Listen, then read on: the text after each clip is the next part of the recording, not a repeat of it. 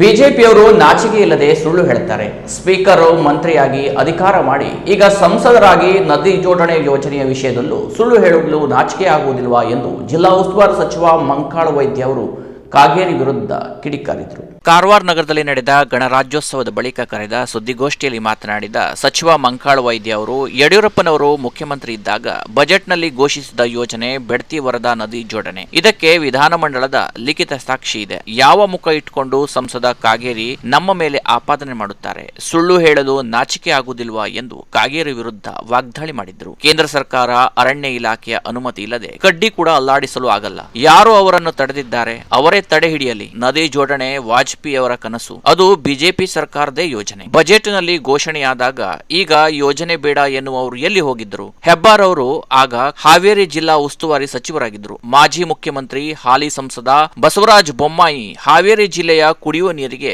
ಪಾದಯಾತ್ರೆ ಮಾಡುವೆ ಅಂದಿದ್ದಾರೆ. ಬೆಡ್ತಿ ವರದಾ ನದಿ ಯೋಜನೆ ಬೇಕಿರುವುದು ಬಿಜೆಪಿಯವರಿಗೆ. ನಮ್ಮ ಹೆಸರು ಕೆಡಿಸಲು ನೋಡುತ್ತಿದ್ದಾರೆ. ಬಿಜೆಪಿಯವರು ನಾಚಿಕೆ ಇಲ್ಲದೆ ಸುಳ್ಳು ಹೇಳುತ್ತಾರೆ. ಸ್ಪೀಕರ್ ಆಗಿ ಮಂತ್ರಿಯಾಗಿ ಅಧಿಕಾರ ಮಾಡಿ ಈಗ ಸಂಸದರಾಗಿ ಸುಳ್ಳು ಹೇಳಲು ನಾಚಿಕೆ ಆಗುವುದಿಲ್ವಾ? ದೃಶ್ಯ ಮಾಧ್ಯಮದವರು ಕಾಗೇರಿಗೆ ಪ್ರಶ್ನೆ ಕೇಳುವುದು ಮರೆತಿದ್ದಾರೆ. ನಮ್ಮ ಹತ್ರ ಮಾತ್ರ ಪ್ರಶ್ನೆಗಳು ಹೊಳೆಯುತ್ತವೆಯಾ ಎಂದು ಜಾಡಿಸಿದರು. ಶರಾವತಿ ಪಂಪ್ಸ್ಟೇ ಯೋಜನೆ, ವಾಣಿಜ್ಯ ಬಂದರುಗಳು ಸೇರಿದಂತೆ ಎಲ್ಲಾ ಒಪ್ಪಂದ ಕ್ಲಿಯರೆನ್ಸ್ ಆದದ್ದು ಬಿಜೆಪಿ ಕಾಲದಲ್ಲಿ. ಈಗ ಏನೂ ಗೊತ್ತಿಲ್ಲದಂತೆ ನಾಟಕ ಮಾಡುತ್ತಿದ್ದಾರೆ. ನಾನು 10,000 ಕೋಟಿ ಆಸ್ತಿ ಮಾಡಿದ್ದೀನಿ ಎಂದು ಬಿಜೆಪಿಯ ಒಬ್ಬ ಹೇಳಿದ. ಅದನ್ನು ನೀವು ಬರೆದಿದ್ದೀರಿ. ಬರೆಯುವಾಗ ಸಹ ಒಂದು ಕ್ರಾಸ್ ಚೆಕ್ ಮಾಡಬೇಕು. ಆಗ ಪತ್ರಿಕೆಗಳ ಗೌರವ ಉಳಿಯುತ್ತದೆ ಎಂದರು. 10,000 ಕೋಟಿ ಅಕ್ರಮ ಆಸ್ತಿ ಇದೆ ಎಂದು ಸಾಬೀತು ಮಾಡಬೇಕು. ಸಾಬೀತಾದರೆ ನಾನು ರಾಜಕೀಯವಾಗಿ ನಿವೃತ್ತಿ ಪಡೆಯುವೆ. ಸಾಬೀತಾಗದಿದ್ದರೆ ಆಪಾದನೆ ಮಾಡಿದವರು ರಾಜಕೀಯವಾಗಿ ನಿವೃತ್ತಿ ಪಡೆಯಬೇಕು ಎಂದು ಗುಡುಗಿದರು. ಖಾನಾಪುರ ಬಳಿ 400 ಕೋಟಿ ರೂಪಾಯಿ ದರೋಡೆ ಹಣ ಕಾಂಗ್ರೆಸ್ನವರದು ಎಂಬ ಆಪಾದನೆಗೆ ಪ್ರತಿಕ್ರಿಯಿಸಿದ ಸಚಿವ ವೈದ್ಯ, ಅಕ್ರಮ ಹಣ ಯಾರದೇ ಆಗಲಿ ತನಿಖೆಯಿಂದ ಹೊರಬರಲಿದೆ.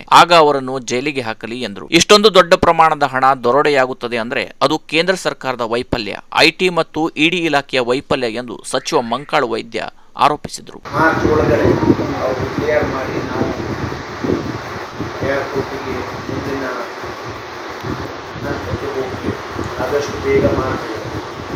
17 ವರ್ಷ ಅದು ಹಾಸ್ಪಿಟಲ್ ಈ ಜಿಲ್ಲೆಯಲ್ಲಿ 77 ವರ್ಷ ಅದು ಏರ್ಪೋರ್ಟ್ ಇಲ್ಲ.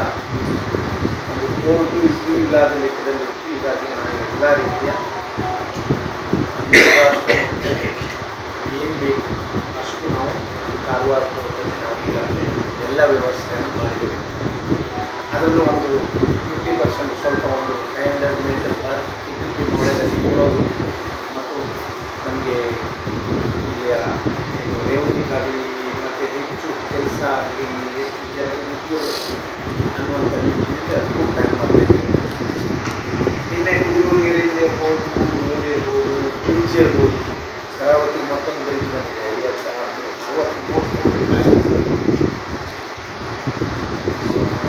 ತಿರುವಳ್ಳಿ ಮತ್ತು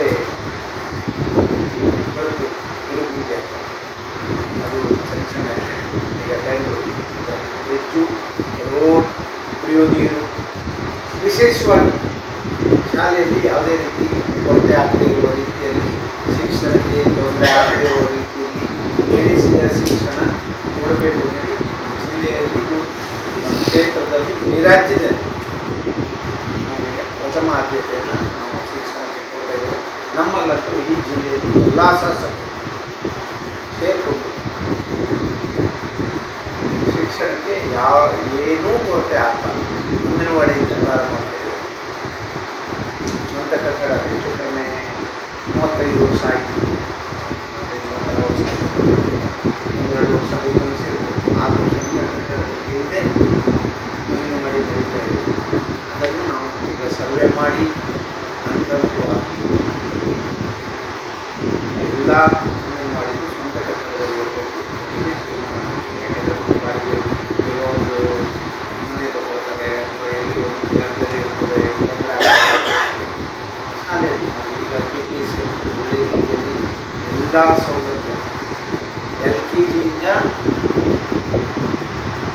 PUCವರೆಗೆ ಹೀಗಾಗಿ ಕೆಲವು ನಡೀತಾ ಇದೆ, ಕೆಲವು ಹೊಸದು ಬಂದಿದೆ. ಈಗ ಒಂದೇ ಮಾತಲ್ಲಿ ಭಾರತ. Canara plus news, Karwar.